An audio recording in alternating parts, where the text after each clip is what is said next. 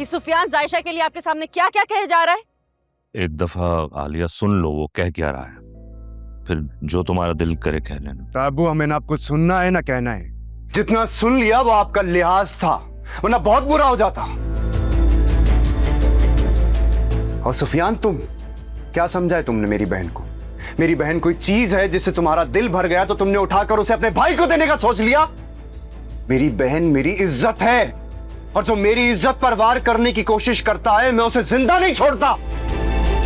हाथ लगा के देखो सुफियान को, पता चल जाएगा तुम्हें। Arsalan, you just stay out of it. मैं बात कर रहा हूं ना। क्या बात करोगे तुम? ये थी तुम्हारी मोहब्बत? इतने दावे किए थे तुमने जायशा से मोहब्बत के, इतनी कमजोर कि किसी के झूठ पर झाग की तरह बैठ गई। और हामिद भाई, आप इसलिए इतना इसरार करके आपने जायशा को मांगा था कि आपके ही सामने उसका इतना तमाशा बने और आप खामोश रहें? चाची जान प्लीज, मुझे आप गलत समझ रही हैं। मैं गलत?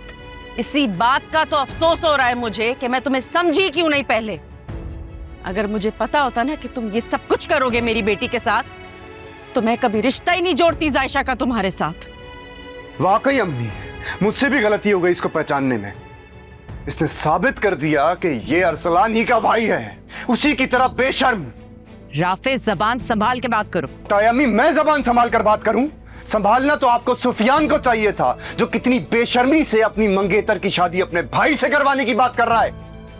और तुम अभी के अभी अपने भाई को लेकर यहां से चले जाओ, वरना अच्छा नहीं होगा। क्या करोगे तुम, बताओ मुझे। डैड ने मुझे रोका ना होता ना, जबान खींच लेना तुम्हारी। अरसलान,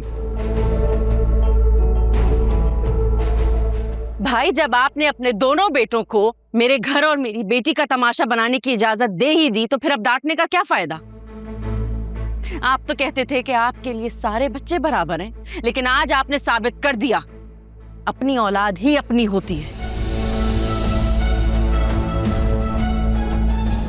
वरना इन दोनों की इतनी हिम्मत नहीं होती। ये हिम्मत हामिद ने नहीं, तुम्हारी बेटी के झूठ ने दी है।